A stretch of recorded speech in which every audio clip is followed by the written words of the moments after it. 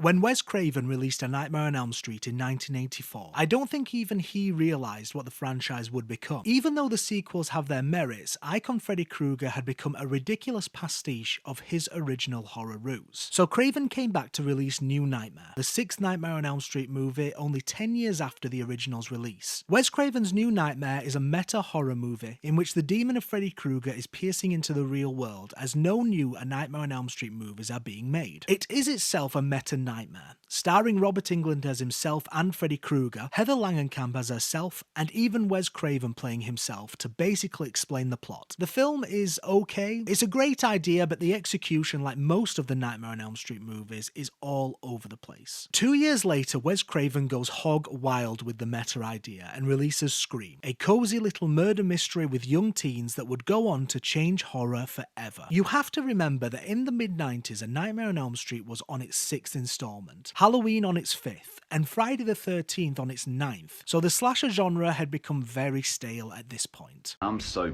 bored. But even though Scream is rather quaint when you look at it today, it changed everything. Every horror movie had attractive teens, there was a lot more mystery in the murder, and Freddie Prinze Jr. somehow got a career. I wasn't cool. And where there is success, there is a franchise to be milked. Scream 7 releases this year, and my question is, how has this franchise lasted so long on an extremely simple premise? It's a guy stabbing people with a bit of meta commentary thrown in. Zip it, Stanley! My name is Shaving Foam with the foam spelt wrong. This is Why Are We Still Watching, and today we are reviewing and ranking all the Scream movies, 1 to 6, maybe 7, depending on, how long this video takes.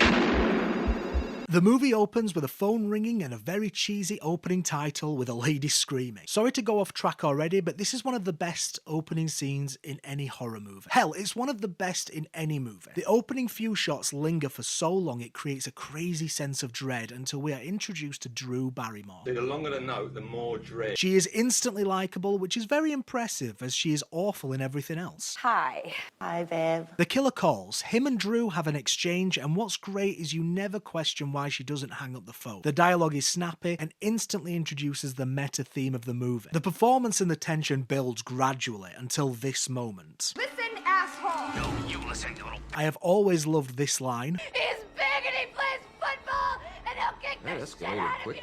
Drew really sells it, which is great direction because again, she is awful in literally everything else. And I saw that movie 20 goddamn times! How would you not know that Jason's mother is the killer then, you mong? When will you learn?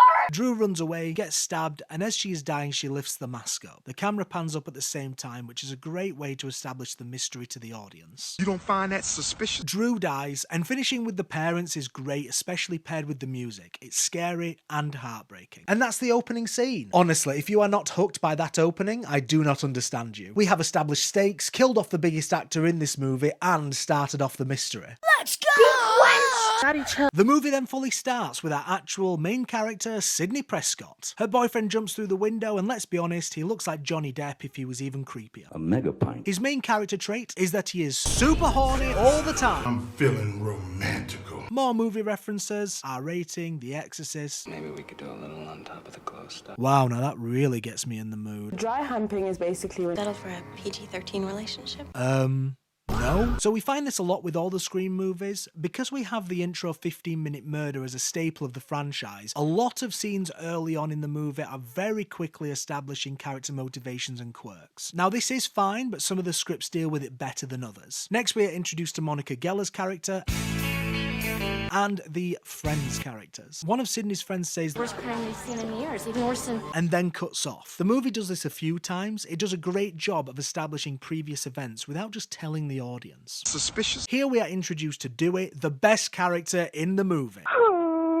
Straight away, he says, Deputy Riley today said, showing that he may look like a baby with a mustache, but he is trying really hard to look professional and it's probably overly important to him. Next scene, we have more friends, Randy and Steve. All these characters so far are very well defined and entertaining. Never alone! So Sidney's mum was killed a year ago. Furthermore, your mum's a scat. You can see his penis. Wow, I feel objectified. Sidney gets a call from the killer, and this whole scene is to establish our lead as a likeable and different type of final girl. You're a thin white woman. She goes out the front door, confronts the killer, doesn't get scared, talks about how stupid horror movies are. It's good stuff and it really works. So good. Then he says she will die just like a mother, and it all boots off with Ghostface chasing Sidney. I love that Ghostface was just in the wardrobe the whole time. She fell asleep earlier. How long has he been in there? Sidney calls the police on her computer. The first thing that you need to know is that the internet is amazing. The police arrive in exactly 1 minute. Wow, very impressive. They think it's the boyfriend because he is there and, well, just look at him. We find out the boyfriend Billy's last name is Loomis because reference. Love that Dewey asks if their mum knows if Sidney is staying over. It's great character stuff. It's here that we establish Monica is a go-getter reporter. That is her main character trait. Well, that and, she's a bitch. Sidney punches Monica while asking about a book. Again, the movie doesn't explain this just yet, but it gives you a great sense that there is a history between these two. The friend with the nipples says, I knew he was too perfect. What the fuck? are you mad? Just look at it. The movie does have the issue of being a teen movie, and yet all the actors are clearly too old, but what the hell, it's the 90s. It's not as bad as Sam Raimi's Spider-Man movies, but it's still a weird issue. I wouldn't want to fight me neither. The killer calls Sidney again, so it could not have been the boyfriend Billy. It's the next day, and Red Right Hand by Nick Cave plays. This reporter shouts, How does it feel to be almost brutally butchered? They have a right to know. How does it feel? what the fuck? Sidney talks to Monica, and it's established that Monica released a book that defended her mother's supposed murderer. This is a great idea because it adds another layer of tension that an innocent man may die if these killers are the same. It's in the background of the story, but it's a nice layer that fleshes out the world and the mystery. Sidney is at school and runs into the boyfriend, who yet again acts creepy. Remember? And then he goes back to talking about them not shagging. What the fuck? Shot girls. Sidney runs off, and the framing of the shot is absolutely hilarious. Why are you running? We are then introduced to the teacher character, and to be honest, this is one of the few problems with the movie. He is only here to up the body count, and when you find out who the killer is, it really doesn't make much sense. Some girls start bitching about Sidney in the bathroom. One of the girls looks 40. Hello there. A big theme of the Scream movies is the motive of the killers, and here is where it is introduced. The 40-year-olds start discussing what Sidney's motivation could be and how she could be the killer. It makes you empathise with Sidney and establishes themes. It's all very good. Fucking brilliant! The killer is in the toilet. What the fuck? There really is no need for this small chase scene. Maybe it's just to establish Sidney's paranoia, but it actually feels like something just to wake the audience up in case they were bored. Dewey meets Monica. She tries to flirt with him, and to be fair, who wouldn't get hard if she came up to you? I'm taking it. Dewey accidentally spills police stuff. Matthew Lillard acts like a maniac and the teacher dies. Again, why is he here? For a movie all about subverting cliche horror tropes, this really does feel generic. More doubts about Sidney's mum being killed by Cotton Weary. Oh yeah, that's the supposed killer's name. They mention the Richard Gere gerbil story. Now, I'm from England and seemingly no one has heard that story here. Please look it up. The killer pops up from the trees, which is hilarious. Wes Craven is great, but he does love his cheesy moments. We have the best scene in the movie, which furthers the mystery, the meta-tone about horror movies, and motivations, all in one dialogue-heavy scene. It's fucking great. Please, listen to me. It seems obvious that the boyfriend is the killer, so the characters pointing it out throws you off the trail. Quentin Tarantino's second favourite actor, Matthew Lillard, is great in this scene, and so is Randy. I'm shutting your butt down. Again, the script is conveying all these ideas at once, but the actors play it so over-dramatically, it really works. The dialogue is great, and combining these with the performances makes the movie hilarious and engaging, while also being genuinely tense. Next, there is a scene between the sheriff and Dewey. The sheriff explains the phone calls from Ghostface came from Sidney's dad's phone. The scene is shot and acted like a super serious police drama, but the whole time Dewey is eating this ice cream. It really cuts the tension in a great way and really adds to the meta tone. They all decide to go to a party, which is stupid, but teenagers are stupid. You stupid! At the party, I have one question. What is Matthew Lillard wearing? Halloween, ketamine, jelly bean, puff. Monica shows up at the party, which is a bit pedo. She said she was 12. She's with me. God, I love Dewey. Monica hides a camera at the party, which, if nothing went wrong, she would just be recording teenagers. I'm gonna lose my job. Ghostface attacks Nipples Girl, who gets an iconic line amongst goth girls. Halloween, ketamine, jelly bean, puff. Nipples Girls dies, then gets trapped in the garage door. What the fuck? Creepy Depp shows up. Sidney and him bang, but why? Literally the worst timing. She's like crying and talking about a dead mum, and this guy's still thinking with his dick. It's so weird. Although, yeah, it makes sense by the end, but I do not understand why Sidney would bang this guy. My mom is kind of homeless. Now we have the scene in which we point out the rules of horror movies. What rules? It's pretty much pointing out the tropes, but I am certain that this scene was written first and then the movie was built around it. It is dated nowadays because horror has evolved so much, but it's well written, well acted, and it really works. It's great. That's a 10. Dewey and Monica kiss, and then they find Sidney's dad's car. Another small issue. It's obviously not the dad because he has been in one scene. If they fleshed this character out more, then it could have been more interesting, but to be honest, I was watching this movie with my girlfriend and she'd never seen it, and she actually thought it was the dad, so fuck me, I guess. Sidney and Diet Depp are talking, and it seems like this would be the scene in which he's outed as the killer, but instead he is stabbed. I've been stabbed in the back by those I needed most. Now, this is a great twist because he is the most obvious suspect. Chase scene. Yeah, get ready to hear that a lot. There are a lot of chase scenes in this franchise. Ooh, chase me, chase me. Randy is watching Halloween while the killer is behind him. It's good, but I could do without the actual Halloween film score over the top of the scene. I understand it's supposed to be from the TV, but the music is at the forefront of the speakers. The TV guy dies. I haven't mentioned him, but he's just kind of there. At this point, you're asking, why has Dewey not called for backup a million times by now? Courtney Cox drives into a tree. Dewey is stabbed, which makes me sad. Then we have a proper horror set piece in which Sidney is in a car and the doors keep unlocking. It's good, tense, and Ghostface slowly comes through the boot, which is hilarious. Gotcha, bitch. Stu and Randy beg Sidney to help, but it's obviously one of them, or both of them, so she leaves. Twist! The boyfriend is alive and it turns out he's the killer. You didn't see that coming? He quotes Psycho, and only in this franchise could you quote a famous line, then say what movie the line is from, and get away with it. Oh yeah, he shoots Randy, and double twist, Lillard is the second killer. Can't believe you've done this. Now this really works. For the time, 2 killers is a really fresh idea. The acting is amazing, and this is where this franchise is at its best. Being funny, intense, and laying out motivation naturally. Quentin Tarantino's second favourite actor is incredible in this scene, and it's the only reason he is back for the newest movie. The guy is funny, scary, and has the best line in the entire franchise. Now it's motivation time. What'd I do? Diet Depp's mum left because his dad was banging Sidney's mum. Mum's a scare. Matthew Lillard, I'm pretty sure, is just crazy. Oh yeah, the useless dad is here, and the killer's plan is to frame him. My dad's fucking awesome. The exposition goes on forever, but it works because the movie has naturally built up to this, with multiple scenes talking about motivation and why somebody would do this. Although, why the killers decide to stab each other before killing the dad and Sidney, I have no idea. What the hell were you thinking? But the framing, dialogue, and conflict between the 2 killers really sells the scene, making you overlook these flaws. Monica comes back after the crash with a gun, but immediately gets knocked out. Sidney escapes, and I haven't mentioned this, but the Ghostface killers in all these movies, especially the first 4, are dumb as fuck. And this is an interesting wrinkle audience hadn't seen before. The main killer in a slasher not being 100% proficient. It's a great idea, and without it, this entire ending wouldn't work. The audience accepts these dumb things because we know the killers are dumb. You silly goose. Sidney becomes Ghostface, kinda, and calls the killers. As mentioned, we get the best line in the franchise. Mom and Dad, Sidney stabs Depp with a umbrella? What the fuck? Why does she put the full outfit on? Get ready with me to hang out with fine shite. Lillard gets his face crushed by a TV, and wow, yeah, he is definitely dead. He's definitely not coming back. Randy is still alive, but Diet Depp is also. Courtney Cox shoots him. Then we get one more meta-commentary moment in which Randy says that the killer always comes back for one last scare. Then we get the worst line in the movie. Not in my movie. And that's it.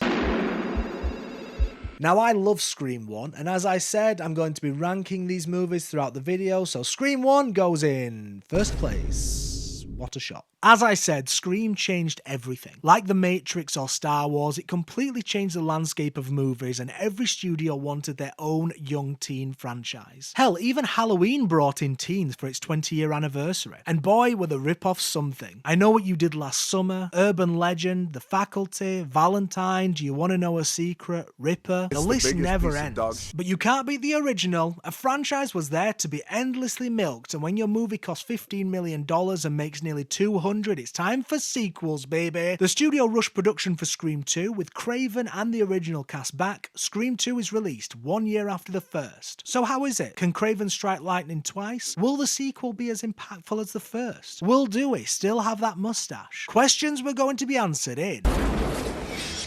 The movie opens with everybody's favourite lady, the best wife in the game, Jada Pinkett Smith. Yes. She's going to watch a horror movie called Stab. It's based on the events of the first movie. This is a great way to set up the meta nature of the franchise. Jada Pinkett says the iconic line, I should be studying. You know I got a bio. Dude, you look 40. What are you studying for? Menopause? Horror genre is historical for excluding the African American element. Just because you point it out, Wes, does not mean that you didn't make a movie with a load of crackers in it. Not so pale. They walk into the cinema and it seems like they're watching the Minecraft movie. They ask you how you are, you just have to say that you're fine. This scene is so meta it hurts. Red Right Hand is playing in the fictional movie. So now it's time to talk about Jada. Claimed it. She's only in this scene, but she is awful. I know she is a bad person, but she's also a bad actress. Her reactions to the movie are so bad. Don't do that. I will say I do like how the Stab movie seems a lot more generic than the actual Scream movie. Wait, she's going to get popcorn? Maybe get it before you go in, Jada. The boyfriend comes out to scare Pinkerton in a mask? What the fuck? Wait, now he is going to the toilet? You were both just in line. Go before the movie starts. Are you doing it already? Yes, I'm doing it already. So the lad is in the toilet and he dies in the stupidest way possible. Like, why are you putting your face up to the booth like that? What is that? I know I have just mentioned this, but my god, Jada is so bad in this movie. When she gets stabbed, it's so over the top, it's terrible. This whole ending to the intro seems like a commentary on the animalistic nature of audiences watching slasher movies. Like how we root for Jason in the Friday the 13th franchise. But this scene is way too cartoonish to pull something like this off. G.I. Jane's death face is hilarious, and I am absolutely certain that Will Smith masturbates to it. Oh, that's hot.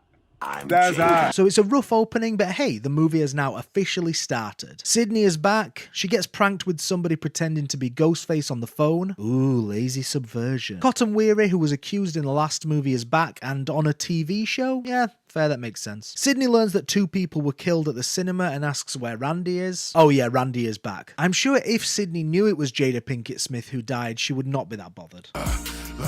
This is the bounce. The next scene is set in a classroom in which the students have a roundtable discussion on if movies affect real-world violence and if sequels can ever be better than the first. Now, maybe this conversation was fresh in the 90s, but nowadays it's stale, but that's not the movie's fault. Buffy and Timothy Olyphant are in this scene, and I hate using this word, but it's all so cringe. The students, who are all clearly old as fuck, are laughing at the worst jokes imaginable.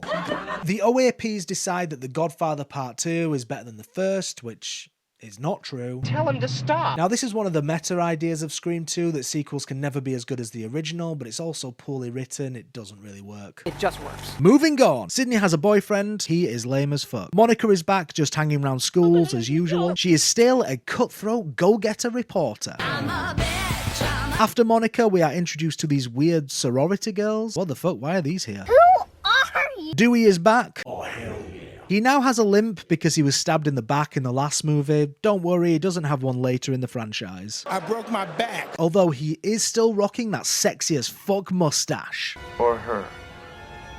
Or them. Oh god, Scream goes woke. Guess what? Fucking pronoun. Monica reunites Sidney with Cotton, and it's a weird decision. It just reestablishes Monica as a bitch.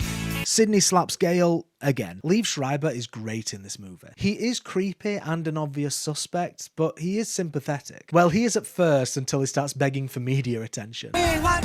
Monica and Dewey reunite. They did not get together after the first movie. In fact, Dewey hates Monica because she wrote bad stuff about him in a book or something. Actually, I do know. It's because she wrote bad stuff about him in a book. I was right. Fuck you. I will say the relationship between them is good. You kind of do want them to get together, and even though Monica is a bitch, you can tell that Dewey gets to her good side. We are 30 minutes in and not much has happened. The film is not as watertight pacing-wise as the first, and the sequel spends too much time re-establishing the characters.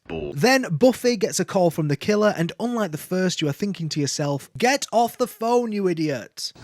Also, unlike the first, there isn't this great build-up during the call. They basically chat about nothing until the killer says, "Do you want to die tonight, Cece?" The phone rings again, and while Buffy is on the phone, we see the killer in the background. Now we know for sure there is more than one killer, which is a bad idea. Obviously the audience will believe there are two killers, but revealing that so early in the movie just cuts the mystery. You silly goose. At this point it's quite dull. Buffy keeps trying to call security, but the line is bad because horror cliche. The section goes on and on until Buffy's friend arrives for a lazy jump scare. After this, Buffy is just slowly walking around the house forever. We already know the killer is inside the house, so we're just waiting for a jump scare. It just sucks. You suck. Buffy dies, and I imagine the writers killed her off so early because they were paying Sarah Michelle Gellar $1 million a minute to be in this movie. Oh, if I haven't mentioned this already, this is a really weird movie, but I'll get to that. More character crap that's boring. Yeah, fucked up, insecure, neurotic. We have Randy saying Empire Strikes Back isn't a sequel. Yes, it is. Shut up, nerd. Like other dimensions where you aren't rejected all the time. Also, I love the song Red Right Hand, but it's been played 3 times already. 40 minutes in, and Sidney finally gets her first official call from Ghostface. Then he chases her.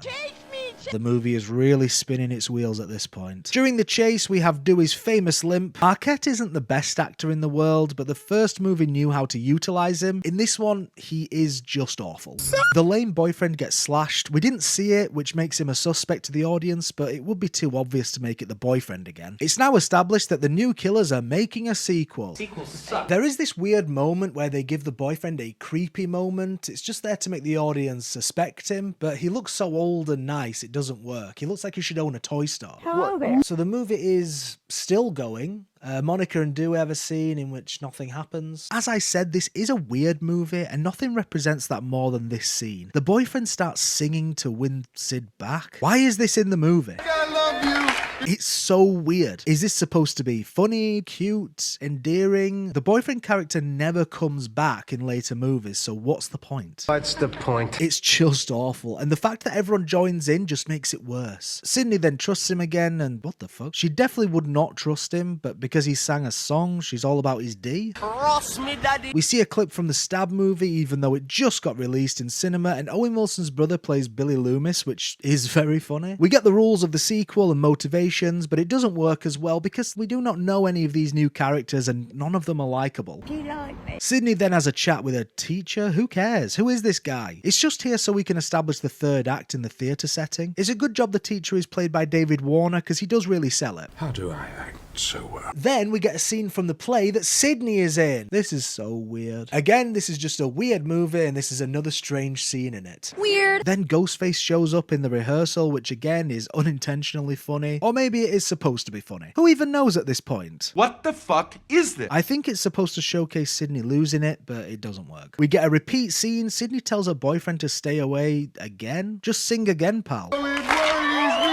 Dewey, Monica and Randy team up to catch the killer, then the killer calls Randy. The scene cuts between Randy on the phone and Monica and Dewey trying to find Ghostface. It's set in broad daylight, which is an interesting choice, but it's good and tense even if it lasts a bit too long.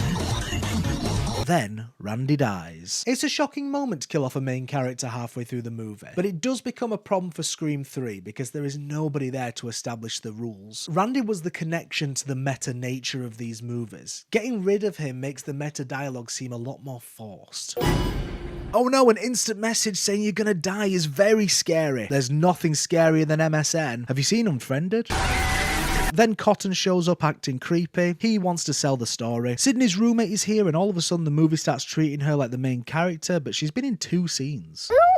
At this point, I am realizing that the movie doesn't have much forward momentum. It kind of has this chill vibe with not much going on. Monica's new cameraman resigns, and let's all agree, smartest man in the franchise. You very smart. The movie hits a low point due to Randy's death, and I do like how it affects the sequel. It negatively impacts the characters, as it should, but most slashers don't do this. When somebody dies usually, everybody just moves on, but not in this movie. Even though, yeah, the mourning probably doesn't last long enough. Dewey and Gale agree to work together, kinda. They have sexual tension. Guys, there is a murderer around. Maybe do this later? I can't wait. They kiss, and seemingly the killer shows up. Dewey falls down the stairs. What the fuck? Dewey gets stabbed a bunch of times, but don't worry, he is in Scream 3. Don't worry.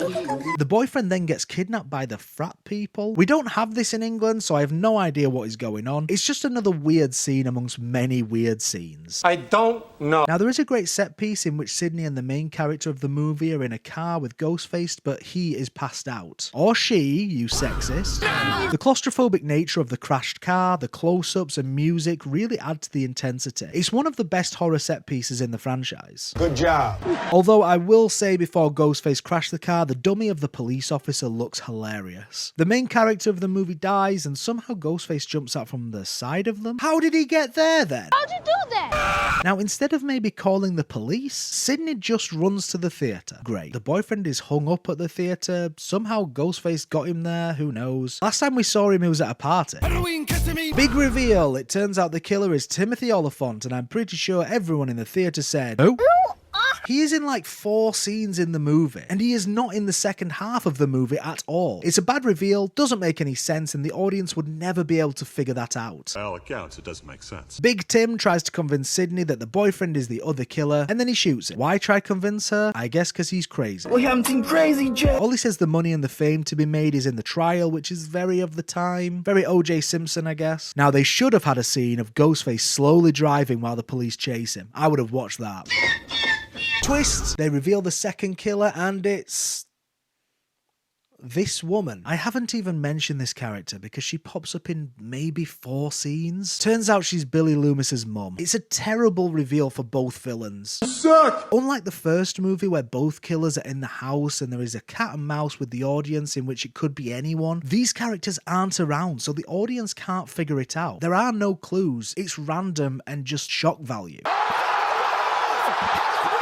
Now, you would think that Courtney Cox would recognise Billy's mum, but no, she doesn't, because she lost weight. I wish I wasn't fat. What a great way to tie up that loose end. Billy's mum shoots Big Tim and reveals her motivation. It's pretty obvious. Sidney killed Billy, so his mum is mad. It's simple, fine, that's all okay. It reminds me of Friday the 13th. Jason's mum just comes out of nowhere and goes nuts.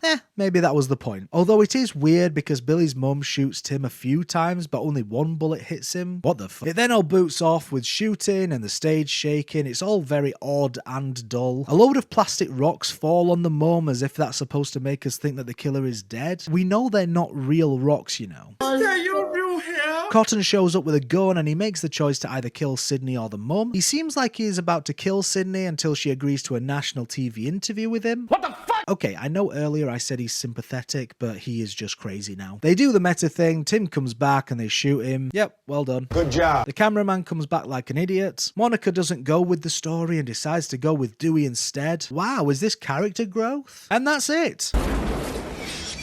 Scream 2 was obviously not as well received as the first, but you know, people liked it well enough. But for me, this movie is all over the place. It struggles to balance the tone as well as the original, and the movie is split between like chill meta moments and intense horror sequences. There is no real middle ground except these really awkward scenes that don't belong in any movie, never mind a horror slasher movie. But you know, it's kind of fun. The biggest problem with the movie I've already mentioned, the killer reveal is nonsensical and badly written. It goes into second place. On a budget of 24 million, the movie made 172 million, so obviously a third was on the way. But would everyone be back? Is it even a good idea? Yes, because money. Scream 3 was released in the year 2000, and you would think they took their time with this one, unlike the second, but no. The production was apparently a bit of a nightmare. So sorry, I just had a nightmare. The original writer wrote a treatment which was violent, gory, and had Matthew Lillard back as the killer. But Columbine happened, and everything had to be changed. The gore was toned down, and the comedy was turned up. Now, I don't care if a Scream movie is gory. For me, that original is great due to the unique tone that was unlike any other movie. The likeable characters, and a fun mystery. But yeah, this movie's a mess. Scream 3 is directed by Wes Craven and stars everyone from the previous movies, including some new faces, but who gives a fuck about them? The movie opens on the Hollywood sign and our creepy boy, Cotton Weary. He gets a call from some woman. She recognizes his voice and they start flirting. I guess women really are strong. Oh, by the way, Cotton is now a big TV presenter. How is he now a charming TV show host? Who cares? Turns out it's a new Ghostface. He is threatening Cotton's girlfriend and is trying to find out where Sidney is. In Cotton's apartment, terrible rock music plays. Oh, it's Creed, one of the worst bands ever. So it's established that the new killer can perfectly mimic other people's voices. It's a cheap, dumb way to add a new idea and up the tension. It basically makes Ghostface invincible unless he becomes really stupid, which he does. I'm kind of retarded. Ghostface kills creepy Cot's girlfriend and then Cotton himself. Who cares? Nobody cares. Oh, by the way, this is the goriest kill in the movie. It's the first Scream movie that doesn't kill a notable actor in the opening scene, but it does kill a notable character. This is maybe where Randy should have been killed. Yeah, the fans would have hated it, but it would have been shocking. And for a movie that keeps telling us anything can happen, it really would have cemented that idea. Kill everyone now. We then cut to Sidney, who is living in the middle of nowhere and nobody knows where she is. It's odd because the second movie gave this idea of Sidney being done running away, but now she has ran away, so that's good. I run away this time. We are very quickly re-establishing the characters, so next we have Monica, who has the worst haircut in cinema history. What is that? Also, we are introduced to Patrick Dempsey as a cop. He is way too handsome to be a cop. Look at that hair. Are you kidding me? The mystery officially starts as the killer left a picture of Sidney's mum at the crime scene. Man, she really gets around. Your mom, man. Red Right Hand plays as we pan to a movie studio in which Stab 3 is being shot. I will say it's a great idea for the meta tone to base the movie around a film set. We are introduced to the cast of the movie, who are mainly here for the mystery and cannon fodder. Lance Hendrickson is here. Wait, they talked about aliens in the last movie. Man, that must have really fucked with their head. He was making a movie called Stab. He was stabbed. Good line. There is more talk about race in slasher movies. You are still making movies with mainly white people, Wes. We want this. We love this. We don't need this. Dewey is back. Why is he on set, you ask? Oh, he is here to help the actors get into character. It's a stretch, but fine. So Dewey and Monica are still not together. How many times are we going to do this? 3, I guess. So, this movie, like Scream 2, makes a few strange decisions. Here is the first. Why are Jay and Silent Bob in this movie? Hey, how's Maury? I need to know. Why? Why? We cut to Sidney having a dream about a mum. What the hell is going on? Also, this is just what we need, a dream sequence. The staple of any bad horror movie. And who are all these men shagging Sid's mum when she looks like this? Yo mama is so ugly. When she went to the bathroom, she scared the crap out of the toilet. Next, we have this blonde woman who is complaining that she dies second. Hey, that's the same as the movie. Another staple of bad horror is fake out jump scares. Here is one with a cameo from Stan Winston. At least I think it's Stan Winston. I'm 35 playing a 21-year-old. The movie has a lot of jokes like this. It's stuff I have pointed out, but when the movie does it, it's just obnoxious. Not when I do it though. It's cool when I do it. She is talking to the director of Stab 3, but guess what? It's not the director, it's Ghostface. Wow, I did not see that coming. The problem is the voice changer. Even though it's Scream 3 and we have done the killer call thing a million times, the voice changer has just been introduced and I already saw this coming. The blonde dies, who cares? Oh, Gail and Dewey did get together but broke up because she wanted a big job. Wow, I thought they would stay together forever. What do we do when we see a red flag? More scenes of obnoxious, on-the-nose dialogue. It's established that the characters are dying in the same order that they die in Stab 3, and I've just got a note in my script here that says, this meta shit is a nightmare to talk about. This is a fucking nightmare. Now we have more chats about the mystery and Sidney's mum. Nothing is happening. And I have to say, the guy who plays Roman, the director guy in this movie, he's so bad, and I'm so glad he's back for the next one. I'm back. Ghostface calls Sid, so she then decides to go to the movie set. Great idea. That's a great idea. There is a plot point in this movie of women sleeping with people to get parts. As much as it's kind of ahead of its time with everything that's happened with Weinstein and all that, the movie doesn't really address these issues fully. It's just a way to explain the killer and humanize Sidney's mum, because at this point, she is the root of all the problems. Yo mama is so ugly. The bodyguard dies, don't worry, he has 2 lines in the movie. He sounds like Joe from Family Guy. It could be the same guy, I don't care. Ghostface starts messing with Dewey, Gale, and the other faceless characters. Boring. And now there is the worst set piece in the franchise. Ghostface is sending new script pages. The characters are reading the pages out loud, screaming at the fax machine. It's all very contrived and terrible. Stop it. get some help. One of the guys lights a lighter for no reason, which causes an explosion. It's one of those "the killer is so clever" moments, but it's terrible because no person would ever act like this. It's constant screaming and terrible dialogue. Oh, that was the worst piece of crap I've ever seen. Dewey shoots Ghostface, but then he's just gone. He is just Jason at this point, but that is part of the movie, I guess. Dewey and Monica almost kiss. What is this? Scream 1 and 2? So far, the movie isn't boring, it's just annoying because every character is awful. Playing a 21-year-old. So Sidney comes back, and hopefully she can inject some life into this shit show. I'm kind of glad it's awkward between Sid and Monica. It would be awkward, they've never liked each other. This weird looking girl turns up, and it turns out to be Randy's sister. She's only here to show a tape of Randy. I mentioned killing Randy in the second movie was a mistake, and this scene is why. All the meta crap in this movie is awful and obnoxious, and now we have this terrible meta exposition dump in the form of a tape Randy left behind. It's here to explain a horror trilogy. It's a rarity in the horror field. Instead of this being nicely sprinkled in throughout the movie, it's one big scene explaining why there are so many weird story beats in this movie. What? What if there is a fourth movie, Randy? Or a fifth? You need to explain that as well. Explain yourself! Oh, and Randy's sister is autistic as fuck. How many of you have autism? After that, Monica and Monica's doppelganger team up. Monica is even more annoying in this movie with a terrible haircut, and her actor counterpart is even worse. So every scene just makes me want to gouge my eyes out. Want to hear the most annoying sound in the world? And you're obsessed with her daughter! So we have more random crap. Carrie Fisher turns up in this movie. Why is this in the movie?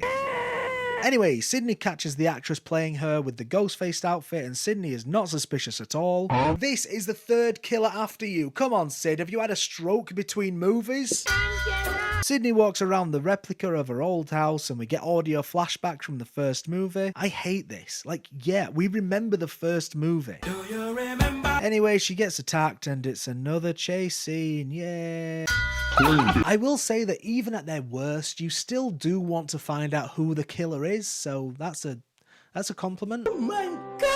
Wait, how does the killer have Sidney's mum's voice? This is now pretty much a sci-fi movie. So we have some actual creepy imagery with the mum or the killer under a bedsheet, and then Sidney just falls out the replica house, and then we move on. Great. It was perfect. Anyway, Lance Hendrickson produced 3 horror movies that Sidney's mum was in. He explains everyone banged the mum so she could get parts. Like I said, it's all very Weinstein, and again, even though it is ahead of its time, the movie doesn't really go into it much. It's probably for the best that the movie doesn't bring it up too much, because the movie would get bogged down in depression, but to just throw it in for like 2 scenes is a bit pointless. We have a very boring scene between the hair and Sidney. Then everyone goes to Lance Hendrickson's house for some reason. It's not for some reason. The killer leads them there. Who cares? I lied. So when I make these videos, I make little notes while watching the movies, and I just have a note here that says, I hate all the characters in this movie. Now the movie gets very dull. It's characters we don't like with no traits slowly walking around, sprinkled with obnoxious jump scares. They discover the voice changer. Great. The voice changer should amount to some sort of tension, but there is only one tiny moment in which it causes paranoia between the characters. Other than that, it's just a plot device to trick people, which is rubbish. You're trash, bro. The director Roman is found dead in a freezer. Then other people start dying. So sorry I died. Okay,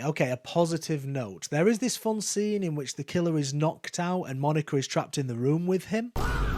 Oh, by the way, this whole time, Sidney's just sat around at the police station. She really has nothing to do in this movie up until the ending. Nothing beats a Jetsu. Anyway, the killer has the same problem I do, so he lures Sidney to the house. Sid goes to the house, but not much happens. She shoots the killer, but he's wearing a bulletproof vest, and now we have more running and screaming. Then a video of Sidney's mum starts playing. The creepy moment I mentioned of the killer or the mum under a sheet, well, they ruin it by doing it for a second time. Not another one? Twist, it's Roman, the director guy, and no. You can't do that, you showed him dead. Scream 3 shows the villain dead to completely throw you off the scent, and I'm sorry, but that's cheating. In a murder mystery, you can subvert, use trickery to throw the audience off, and even completely mislead the audience. But you cannot do it so blatantly, which is what has happened here. That's a lot of damage. If you reveal a character to be dead, you can't then reveal him as the villain. Just as you can't have a character show up who has never been in the movie to be revealed as the villain at the end. They are the same issue as a bad faith technique. How about a little more? Now, I understand that the killer Billy was stabbed in the first movie, but there, Billy is so obvious that it does a good job of subverting expectations. And there is another killer which doesn't completely betray the audience's trust. You ruined my night completely. Also, it's then revealed that Billy plans to get stabbed anyway to make himself look like a victim, so all is well. Perfect. But this right here, it's wrong. Now, you may not know this, but this did actually start in Scream 2. Just let me explain. I have mentioned this, but Scream 1 has this great way of removing multiple characters and reintroducing them to further the mystery. Yes, the killer could be anyone, but you can figure it out if you are on the ball. However, in Scream 2, the killers leave 30 minutes at a time or have nothing to do with multiple killing scenes, so you would never be able to logically guess them. And if you did, there would be no concrete evidence. Treat us like a damn fiddle! Take Billy's mum. She never interacts with any other characters other than Monica, and when the characters are all together, she is not weaving in and out of scenes, so why would you ever suspect her? It's a cheap way to throw off the audiences, and that, kids, is what we call poor writing. Doesn't look like a word anymore. None of them do. They just look like squiggles on a page. So from Scream 2, the next logical step is to up the stakes, and to throw the audience off even further, they show the killer dead as a ruse.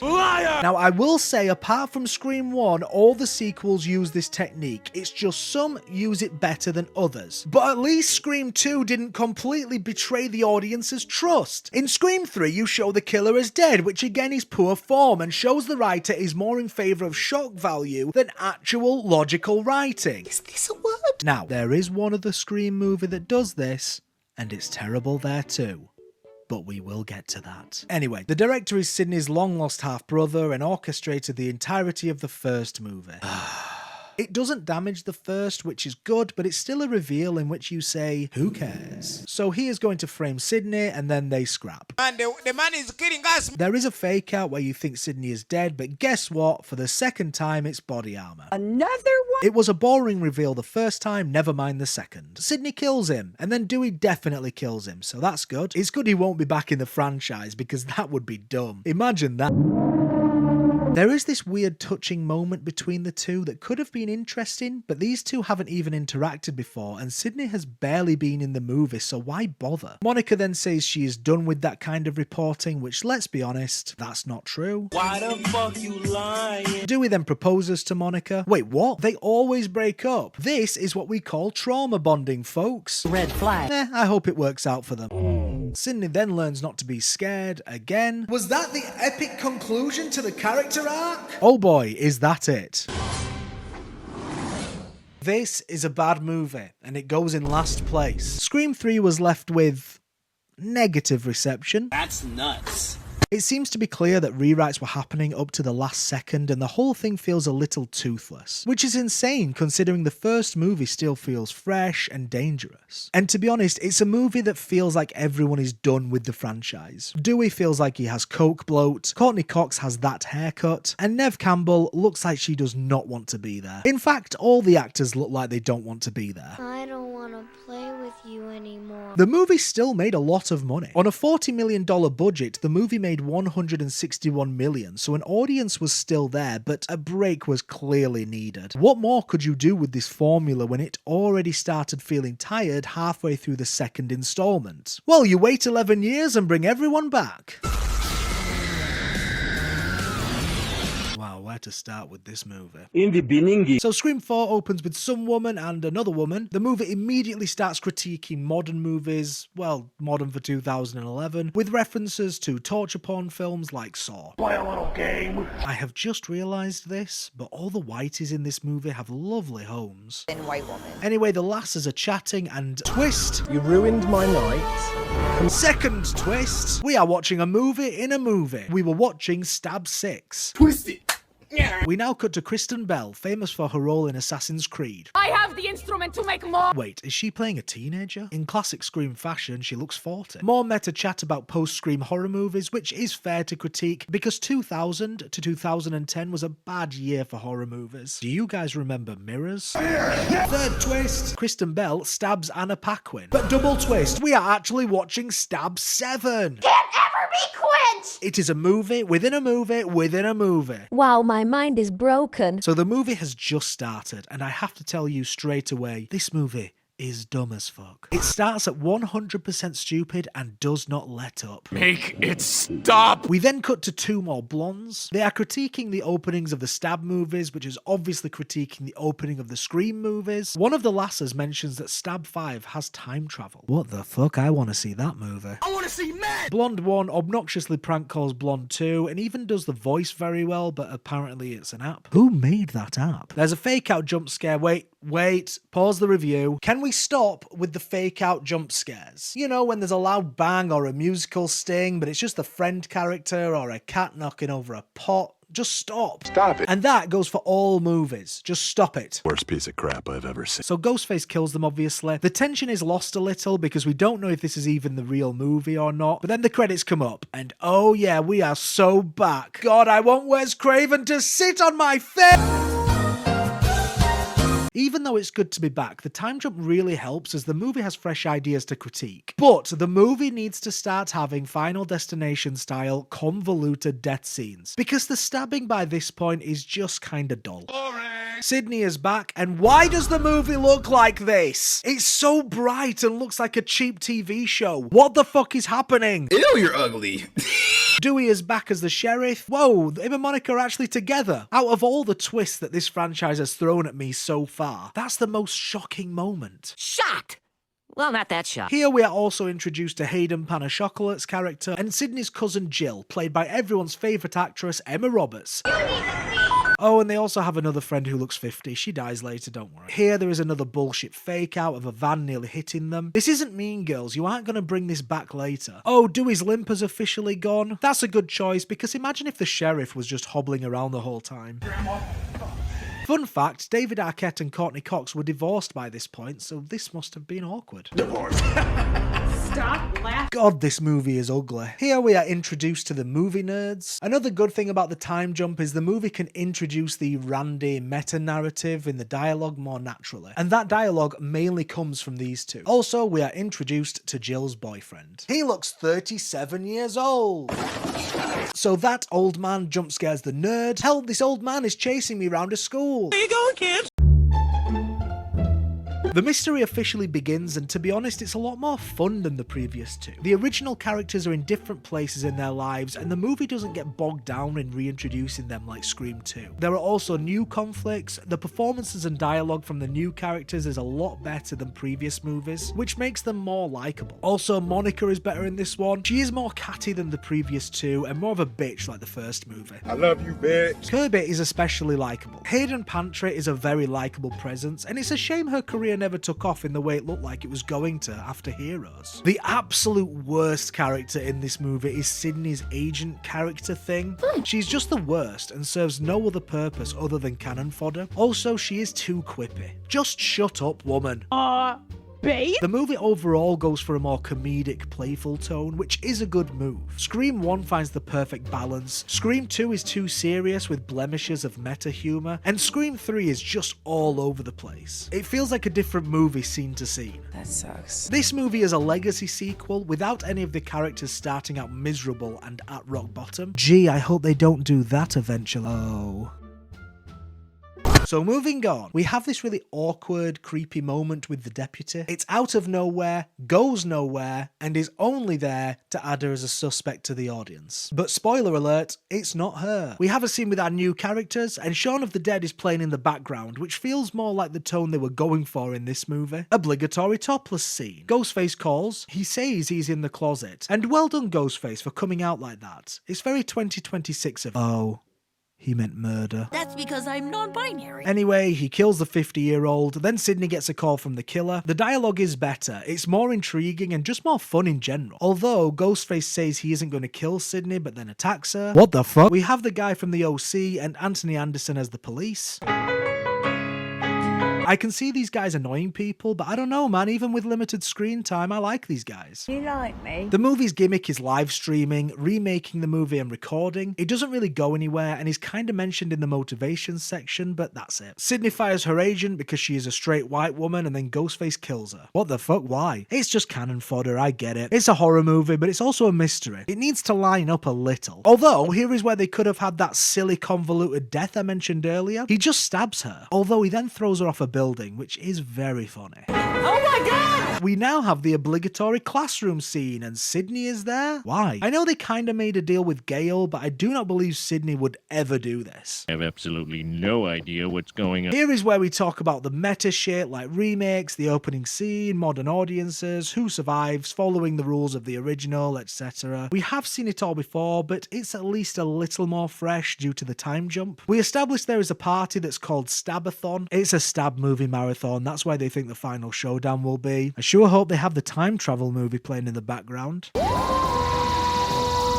We have bonding scenes with Sidney and Emma Roberts. Unpopular opinion maybe, but Emma Roberts is really good in this. Don't hate, but I will get to this later. Don't hate me because I'm beautiful, nigga. Straight away, we have the Stabathon. This movie does not mess around. It looks more like a regular party than a movie marathon. Again, does this actually happen in America? I do actually want to know. It turns out Stab 1 was directed by Robert Rodriguez. I want to see that, but only if it looks like Shark Boy and Lava Girl. Or my fist will put you out.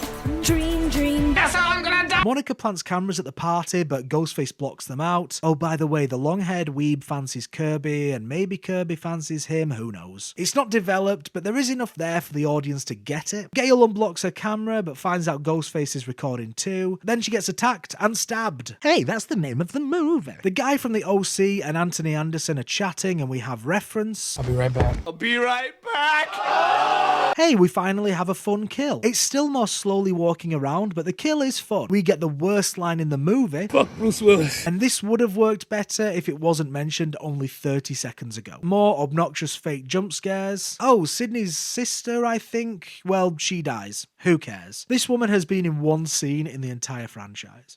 Although, knife through the letterbox. That's pretty good. So the finale takes place at someone's house, I don't know whose. The long-haired nerd and Kirby really fancy each other now because she likes horror movies. Wow, a girl and a gamer. The boyfriend turns up. It's too obvious to be him. He's too creepy. What happened to Kate? She was stabbed. Oh, really? The short-haired nerd goes outside on his own because of course he does. He hits his head on a plant. Great, another fake-out jump scare. I fucking love I love how the video says streaming on it. Yep, thanks for that. Kirby hits on the long-haired grub, even though he looks like Ted Bundy's autistic brother. I'm autistic! The boyfriend comes in, acts like a dick, and there is this little fun dialogue moment between him and Kirby. Oh, the short-haired nerd dies. He says I'm gay to get out of being stabbed, and Ghostface looks at him as if he is going to not kill him. Why are you gay? But then the nerd says if it helps. Like, it's a funny line, but dude, just stick with the gay thing. He's not gonna kill you. I would collapse. Sidney arrives at the party and it all boots off. You know what that means. More running and screaming.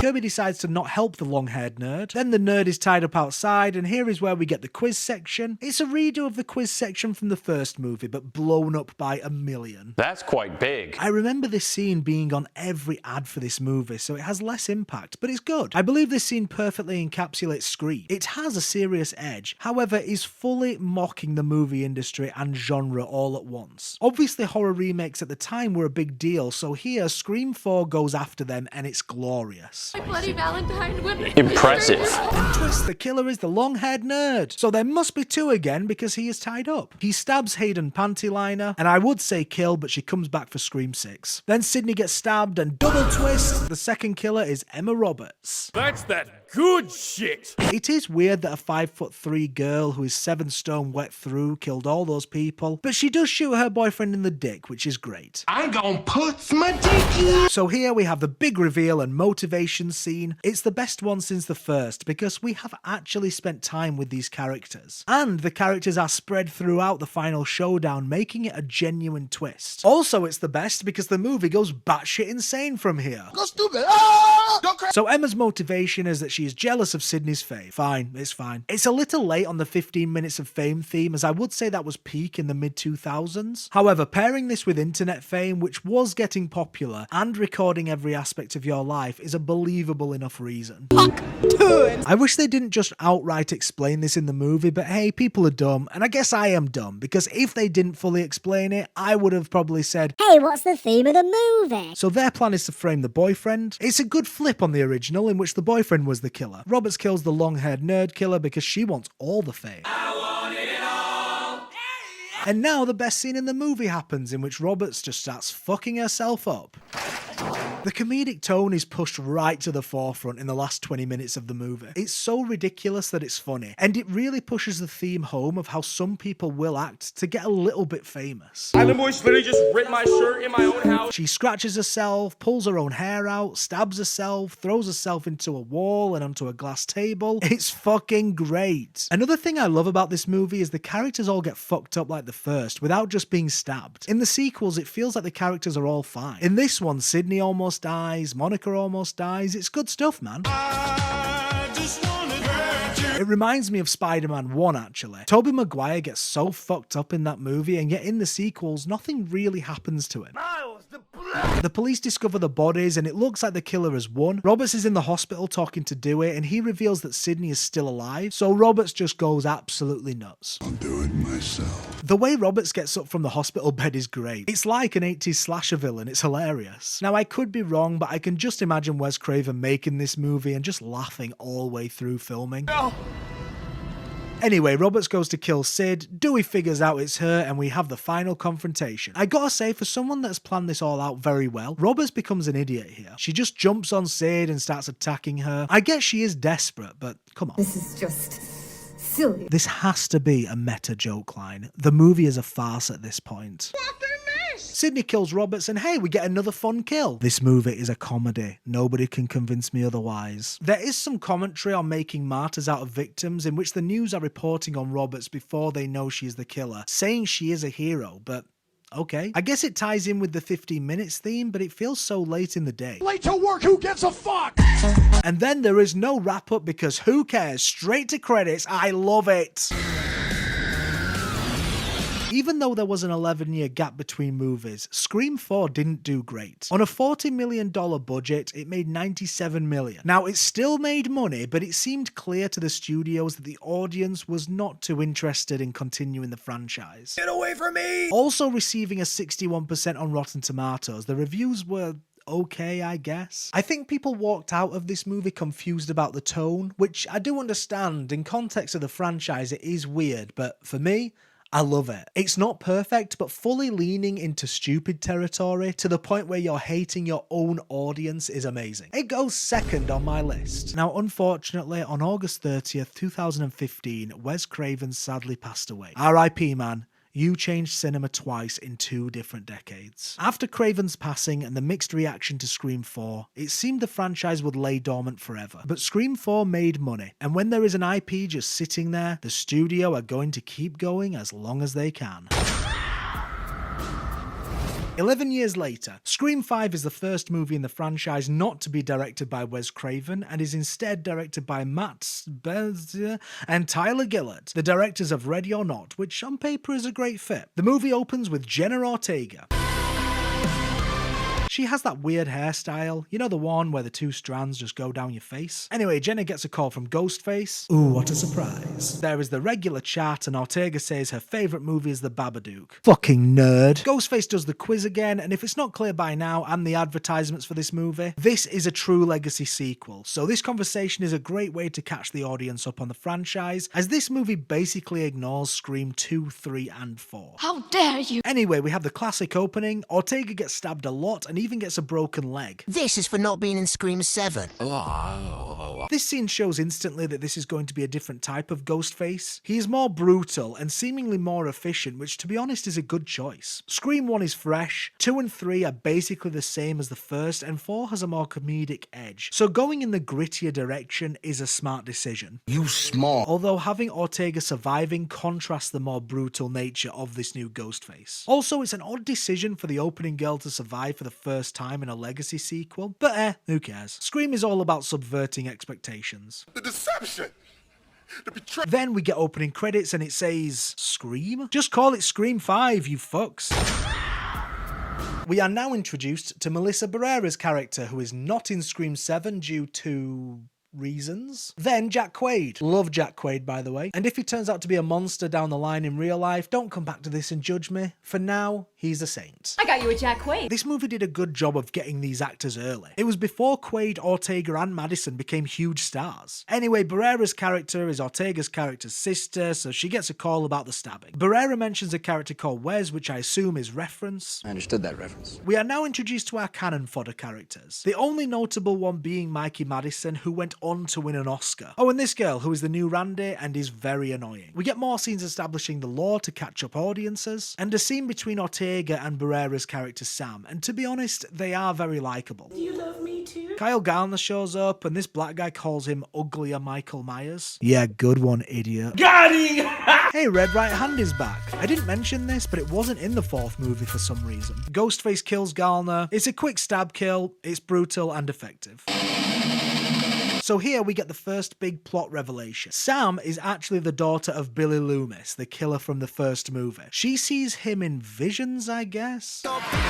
Is the actor Skeet Ulrich de-aged here? If so, they did a bad job. He looks old as fuck. It's even worse in the next one. But from a story point of view, it's a great idea and adds a further wrinkle to the mystery. Now the movie isn't just, who did this stab then? Whoever did this, just confess. The blonde deputy from the fourth movie is now sheriff, and I know I said this movie pretty much ignores 2, 3, and 4. It does ignore the plots and focuses on the first, but I gotta respect the continuity here. It's great. So Sam tells Ortega that she's the daughter of Diet Depp, and I love that it's not a secret for the whole movie. There is a murderer around. Just tell everyone what's happening. Let me tell you something else, man. Oh yeah, as per every soft reboot, the original characters are here to pass the torch, so Jack Quaid and Sam go get Dewey.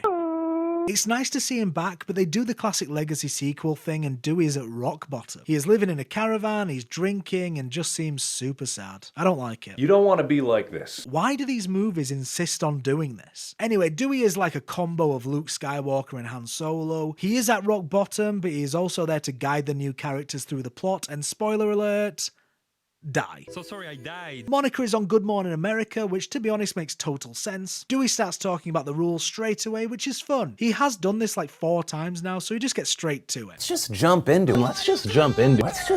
But I gotta say, I don't like seeing Dewey like this. Why not just keep him and Monica together? It was going so well in Scream 4. He still loves Gail, and that makes me sad. No! Anyway, our lead characters leave, and Dewey contacts Sid and Monica. Dewey says, Something about this one just feels different. which is odd. It makes it feel like the last 3 times didn't feel different, or there have been other Ghostface killings we haven't seen that the original characters were not bothered about. We don't care.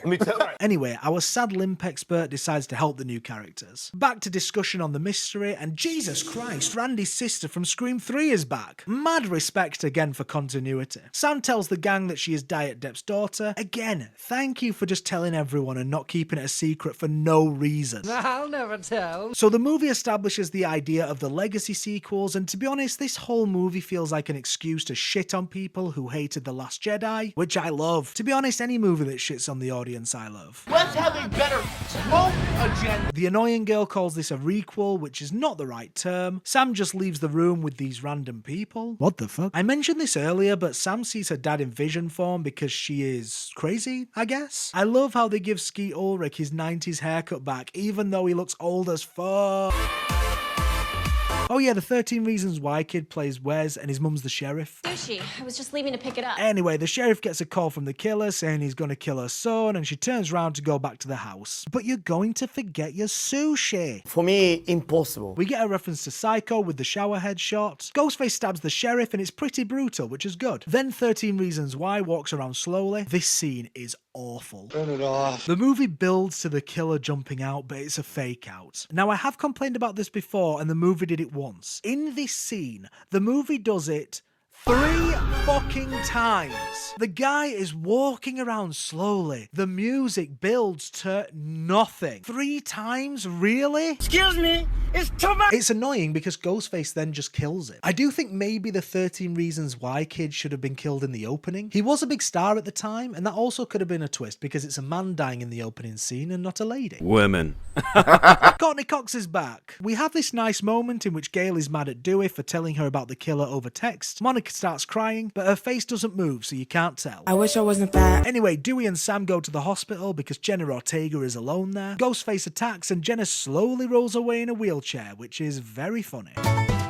Dewey and Sam arrive and then the dumbest death in the franchise happens. And this is a franchise that has a lot of dumb deaths. It's not as convoluted as 3, but from a character perspective, it's very stupid. And I hate to be that guy, but it does annoy you more when it's a legacy character. Anyway, enough of me stalling. Here we go. Ghostface is down and instead of leaving, Dewey decides to go back without any other characters. He could leave, he could say wait a second, he could shoot from a distance, then Ghostface stabs him. It's stupid and I hate it. Oh, I hate you. It's Scream, so I'm not expecting this blaze of glory style sacrifice, but this guy has been through this 4 times. You would think he would know better. The movie has already established he knows better, so why was this decision made? Why would you do this without solving the Gale-Dewey relationship first? That would have really helped sell this death. His death is very unceremonious as he gets slashed all the way up his stomach. Anyway, that's enough ranting, and I am proving the movie's point here, so I'm gonna stop. Is it possible this story is true? Sidney comes back into town, Ortega and her sister have a heart-to-heart, and this is not the first time that I'm going to mention this, but the movie is clearly setting Sam up to be a killer down the line, but, well, now that's never gonna happen. It's false. No way. Not this time. The sisters decide to leave, which, yeah, good idea. Great idea. Ortega left her inhaler at home, I think, so now they have to go back, and it's a party? What the fuck? The black guy is drinking, and let's be honest, you do not get a body like that if you drink. Damn, you know you bad. Mikey Madison and New Randy have an awkward scare moment. It's pointless and just confuses the audience. I'm confused. The black guy refuses to have sex with his girlfriend because he doesn't know if she's the killer or not, which again, yeah, fair play. But he does then get lured outside by his girlfriend's Find My Phone thing. It's obviously Ghostface. Why would you have the character do something smart and then something so stupid? Also, this app uses the alien sound effects. It's reading right, man, look. Well, you're not reading it right. What the fuck? Then he gets stabbed. Like, a lot. Ortega, Sam, and Jack Quaid arrive at the party. Jack says the 2 sisters have been attacked, so this party is a huge murder house. Surely you want people to stay for, you know, witnesses. Oh, that's right. So the line, "I'll be right back," has been used a million times in this franchise, and the only one to sell it in a meta comedic way was Matthew Lillard in the first movie. Until now. I'll be right back. Jack Quaid sells the shit out of this line. It's great. Love you, Jack. Never change, you nepo fuck. It's Morbius. It turns out the house is Stu Macker's house. Okay, who cares? Does that matter? It doesn't matter! Twist! Mikey Madison is the killer. Fuck you, Honora. You don't have anything on Amber. Monica and Sidney show up. Hey, the original Scream theme is back. And now we have... Is that the first time he has been called Ghostface? No, please don't kill me, Mr. Ghostface. Oh yeah, never mind. Fuck me, I guess. Second twist. Jack Quaid is the other killer. I got you, Jack Quaid. Motivation scene, and I gotta say, it's a shame Mikey Madison isn't in this movie more because she is great, and no wonder Tarantino wanted to sniff her feet. I want to thank my co-stars, Margot Robbie's feet. So the motivation is the Last Jedi hate thing. The killers love the stab movies, and they believe the filmmakers are shitting on the fans, so they are going to make their own sequel. It's one of the better motivation scenes because the actors sell it so well. The thing is, every motivation scene has a fall guy. Maybe I missed it, but who are they going to pin this on? Ortega becomes Ghostface, which is fun, but I wish she was still in the wheelchair because that would have been hilarious. What's happening? Hey, we get a fun kill. Madison gets burnt up while Quaid and Sam start scrapping. Sam sees her dad and he's encouraging her to stab the shit out of Quaid. It's great and really gets you amped up. You really want her to fuck this lad up. Mr. Quaid gets stabbed so many times, it's awesome. Sam gets the last kill, which is a great way to pass the torch. A big complaint I have with 5 and 6 is the characters get butchered and yet survive. The ending says for Wes, and that's it. I like Scream 5. It's not perfect, but on my overall rankings, I put it here. It's better than 2 and 3, but I have a soft spot for 4. On a $24 million budget, Scream 5 made $137 million. Reviews were mainly positive, but the fans fucking loved it. Scream was back in a big way, and you know what that means. We have a new franchise to milk. What a great way to restart a franchise and shit the bed straight away. Scream 6 is directed yet again by Matt Bell and Tyler Gillard. It starts out in New York with Samara Weaving. It makes sense she is here, she was in Ready or Not, and is great. Also, she looks like a sexy chipmunk. So you wanna play it this way? She's on a date and her date calls and tells her he's running late. We get more meta commentary on slasher movies that's integrated into the dialogue very badly. She gets killed and twist, Ghostface reveals himself to be that dude from Spider-Man and he goes back to his apartment. The killer then gets killed. It's a fun double bluff but really makes you wonder how these intros can get any more ridiculous. To be honest though, it's probably not as silly as Scream 4's intro. So as you can tell, this movie is the first not to be set in Woodsboro but New York. Don't worry, only one scene actually utilizes New York as a backdrop. Sam and Ortega are back. Sam is in therapy. It turns out people are spreading rumours that she killed Jack Quaid, which... well, she did, but she's also been blamed for the whole thing, I guess. She says it felt right to kill him, then the therapist just walks out, saying he can't deal with that. What the fuck? Sam is overprotective of Jenna Ortega, and that is pretty much the character dilemma of the movie, although it's just one scene here and a scene at the end, so that's good. So the 4 characters from the last movie are back, and now they call themselves the Core 4. They are much more annoying and way more obnoxious in this one. A Billie Eilish song plays in this movie, and I think that pretty much sums up the entire thing. You know, a little edgy, kinda wanna be cool, but mainly people sat around being depressed with a bit of humour. Turns out Sam is shagging the neighbour. Who cares? To be honest, I really feel like giving you the Cliff Notes version because, spoiler alert, this movie sucks. It's obnoxious, breaks the rules of the franchise again, and some of the acting is god awful. Specifically from Dermot Mulroney, who plays the cop, and Jack Champion. Hey, that's Kid on Bike from Avengers Endgame. Wait, you're Spider from Avatar? God, no wonder I hate you. Also, the movie seems like it should be a finale with the killers collecting all the masks and bringing back characters from previous movies, but the motivations don't make any sense because the killers are centered around the previous movie's killer, so what are we doing here? Also, Sam should have just been the killer in this movie. It makes more sense after the last, and where this movie leaves us, it makes me less convinced that she would go crazy in the next movie. The worst part of the movie is the characters. Like Scream 3, the characters are all overly obnoxious and stupid. Damn, baby, you look good in... Back to it. The killer calls and says he killed the guys at the beginning because they were going to kill her. The sister gets attacked and ooh, who could that be? Another chase scene. Why are you running? Why are you running? Ghostface gets a shotgun. Now, a bit of a spoiler, the killers in the previous movies were obsessed with slashers, so it makes sense that they would stab people. But these new killers don't care about them. In fact, the first thing Ghostface says in person in this movie is, who gives a fuck about movies? So why would they not just use guns all the time? Or poison, or literally anything else. Mulroney comes in to basically say shit. What's going on here? As I said, his acting is terrible. He plays the gruff cop character, but it just reminds me of Veronica. Didn't call maintenance today. Kirby from Scream 4 is back and she says, I take a special interest in Ghostface attack. where were you in the last movie? The one set in Woodsboro. You know, where you live. Monica is back and she has the stupidest intro ever. Sam tries to punch her and she dodges it, which is so cringe, but then Ortega punches her. Do you remember the movie Scream? Also, she wrote a book. Again. Like, why has this character not grown at all? At the end of every movie, she changes and then they reset her to factory settings. Also, Sidney isn't back because the studio would not pay her enough money. In a way, I'm kinda glad she's not back. She's too good for this shit show. Ghostface kills the therapist. Who cares? He was in one scene. Red Right Hand is back, and now we have the obligatory rules of the 6th movie. Feeling very sleepy during this one. It's weird because the rules are the rules of a franchise. It's the 6th movie. Surely you know it's a franchise by now. What happens when he gets to 1? Awful line and doesn't even make sense at the end. We see a picture of Matthew Lillard's character and it says Death 1996. I'm really glad they're not bringing him back. Scream 3 really dodged a bullet with that idea. I mean, it would make no sense that he was back. Like, he gets his head crushed by a TV, he gets electrocuted, shot, and everyone thinks he's dead for 30 years. Super happy that they establish here that he is definitively dead. Now we have a lot of scenes of the movie begging you to like the Core 4, but I just find them so annoying in this movie because the dialogue is so snappy and so clever. Look at me. Sure.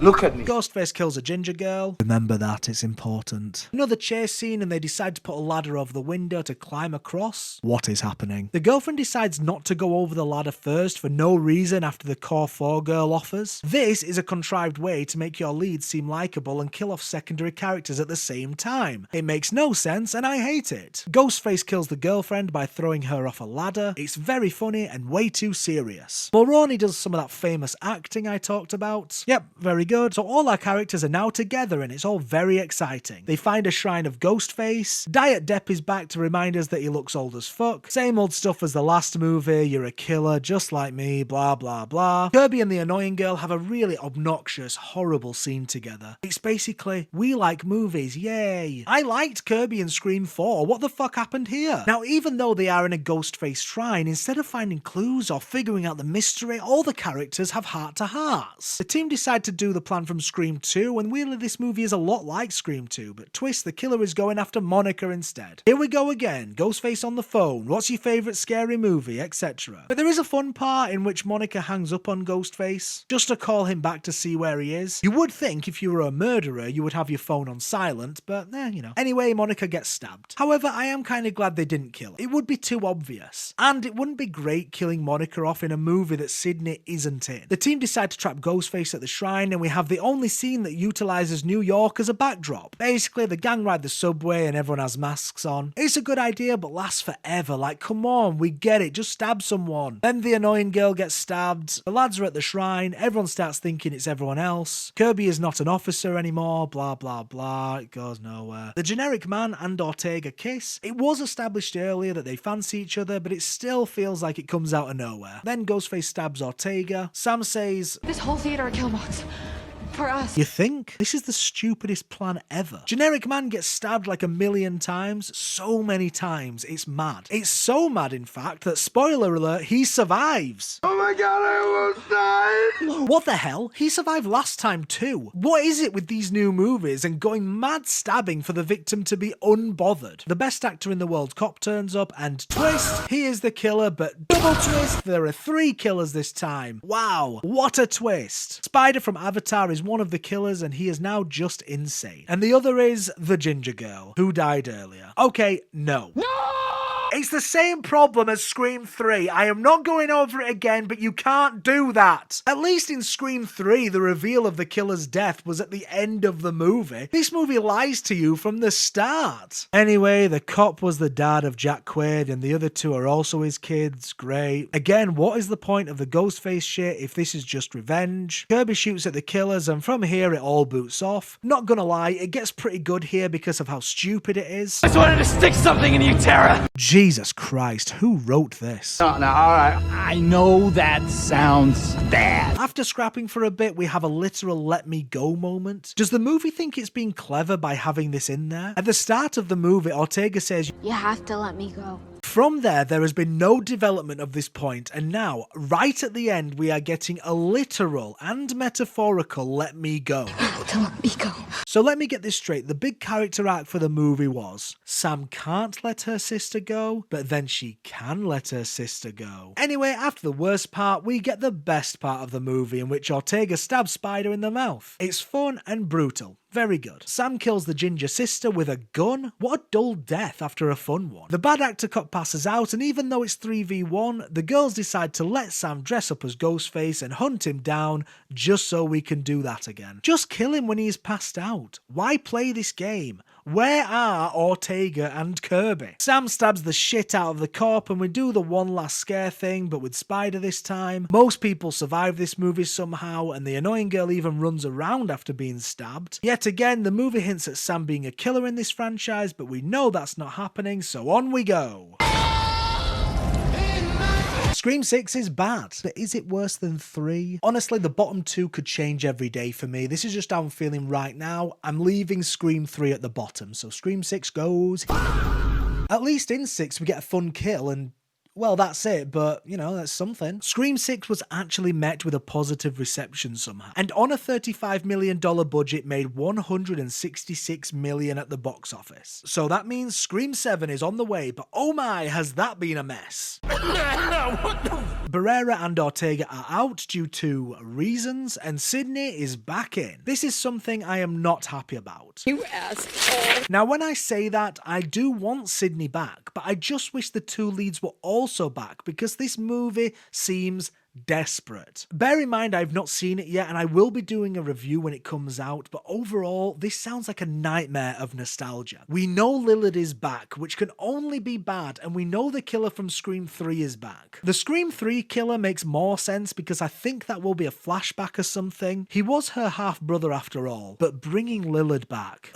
Look, I love Matthew Lillard and Stu is my favourite Scream character with the best line in the franchise. But really? I have mentioned it already, but it makes no sense and reeks of desperation. I'm desperate. Kevin Williamson, the writer of the original Scream, is back writing and directing. This will technically be his directorial debut, and the guy hasn't written anything good since, well, Scream. Oh shit. Oh shit, not good. Clearly, there was a panic when the two leads went. And because nostalgia reigns supreme, we have a Scream nostalgia party. Dude, Pride raw. I don't know, man. The two worst characters from the core four are back, and even though I do not like Scream 6, I wanted to see how this new trilogy finished. But no, back to Scream 1 again. I could be wrong, who knows. Anyway, why are we still watching Scream? 6 made the most money since 2, so clearly the audience is back and wants more. Now, these movies all follow the same formula and are getting stale, but I think people and myself keep coming back to them for their unique tone. Scream is one of a kind and scratches such a unique itch. Its tone is unlike any other movie franchise. Yes, there are horror movies that are silly, humorous, subversive, but Scream, at its very best, combines all of these tones perfectly, which is unlike any other movie series. Even with its director gone, Scream is as strong as it has ever been, and it's a testament to the idea from the first movie that it still holds up today, which in my eyes is as important to movie history as Star Wars, The Matrix, Jurassic Park, and any other huge franchise you want to put next to it. You're learning so many important things, and I'm so proud of you. This could all end with Scream 7, but to be honest, no matter how bad these films get, as long as they hit that tone, I will keep coming back, because I am dead inside.